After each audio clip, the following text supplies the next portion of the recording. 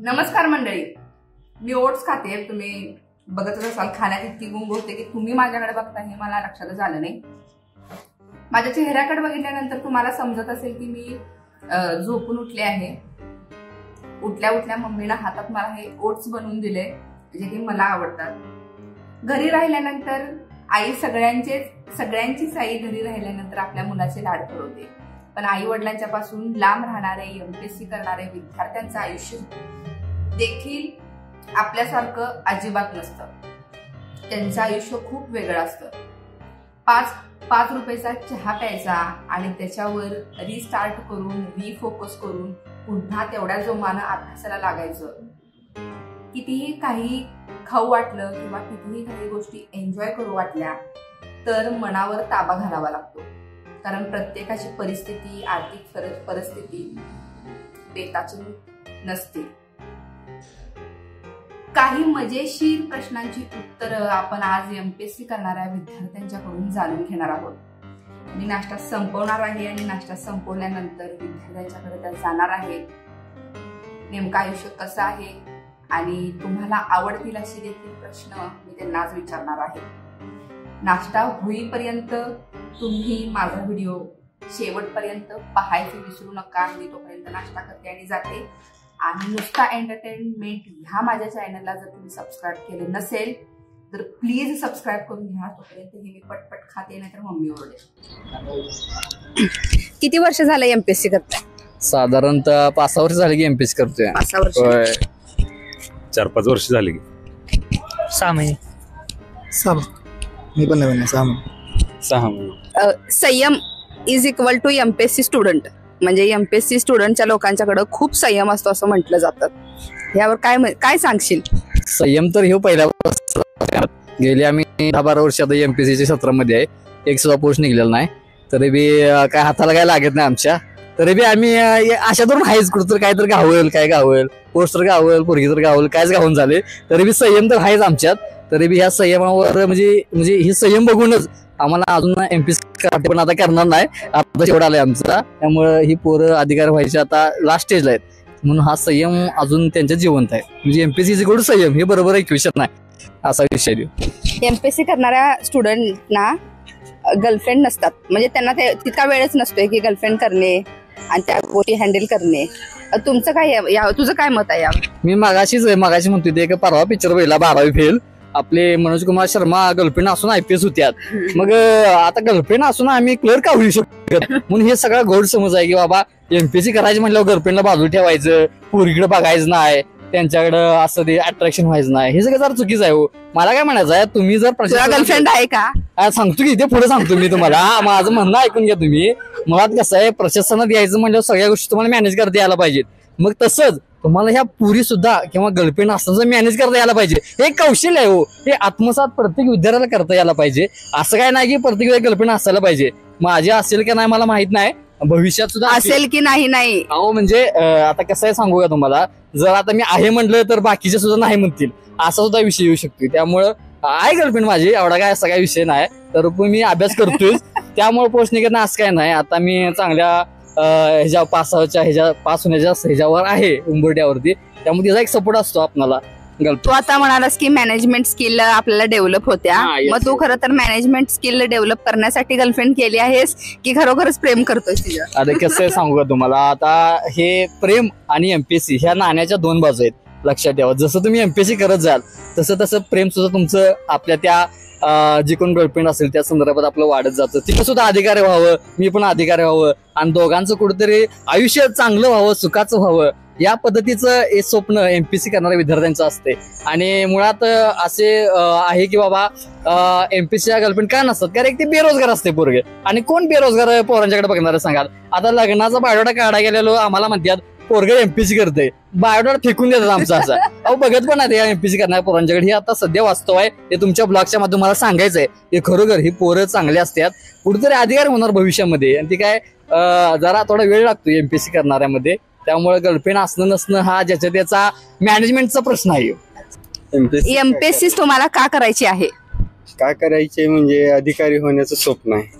घरच्यांचं स्वप्न असते मुलगा काहीतरी अधिकारी व्हावं, घराचं नाव म्हणजे व्हावं की बाबा मुलगा अधिकारी झाला, एवढ्यासाठी तर व्हायचं आहे. स्वप्न आहेत भरपूर पूर्ण करायची. MPSC का करायचे म्हणजे अधिकारी होण्यासाठी करायचे. आता उद्या समजा आता आपल्याकडे सध्या बेरोजगारीचं प्रमाण जास्त आहे. असं नाही म्हणत आहे की जो आता स्पर्धा परीक्षा एवढी वाढली की प्रत्येकाचं म्हणजे प्रत्येकाला वाटतं की यार आपण काहीतरी मोठं केलं पाहिजे, आपण काहीतरी झालं पाहिजे. अधिकारी होण्याचं कारण म्हणजे काय की अधिकाऱ्याच्या हातात ज्या पॉवर असतात त्या बाकी कोणाकडे नसतात.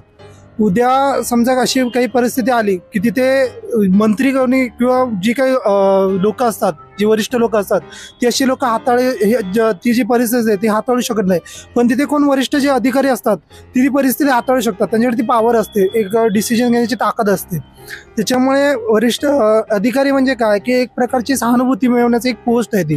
तिथे सरकार म्हणून आपण स्वतः काम करत असतो, ती व्यक्ती काम करत असते. ती विचार, ती पॉवर, ते आपल्याला म्हणजे एक प्रकारचं आपण लोकांविषयी मदत करण्याचं एक सोपं धोरण असतं. जास्तीत जास्त आपल्याकडून लोकांची कशी मदत केली जाईल ते अधिकारी म्हणून आपण करून घेऊ शकतो आणि लोकांच्या संपर्कात जास्तीत जास्त राहू शकतो असं मला वाटतं. तुम्ही MPSC करता का UPSC? MPSC. तुम्ही MPSC. MPSC. अच्छा. MPSC करत असताना असं म्हटलं जातं की त्यांना मुली लवकर मिळत नाहीत, मैत्रिणी, गर्लफ्रेंड, ह्या सगळ्या गोष्टी. त्यांना गर्लफ्रेंड नसतात. तुमचं यावर काय मत आहे? हा गोड गैरसमज आहे लोकांचा.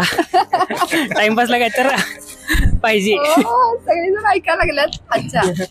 म्हणजे मग सांगा की तुम्हाला गर्लफ्रेंड आहे का? नाही. ती ऐकत असेल. हा, नाही, ही मोठी ट्रॅजेडी आहे. मला गर्लफ्रेंड आहे. मला पण नाही गर्लफ्रेंड. असं काय नाही की MPSC. जर तुम्हाला गर्लफ्रेंड खरोखर नसेल आणि जर तुमची असणारी गर्लफ्रेंड तुम्हाला बघत असेल तर मग ह्या व्हिडिओ नंतर काय होईल मला नाही माहिती. असा गैरसमज आहे की MPSCच्या मुलांना गर्लफ्रेंड भेटत नाही. कारण माझा एक मित्र आहे, त्याला भरपूर गर्लफ्रेंड आहेत.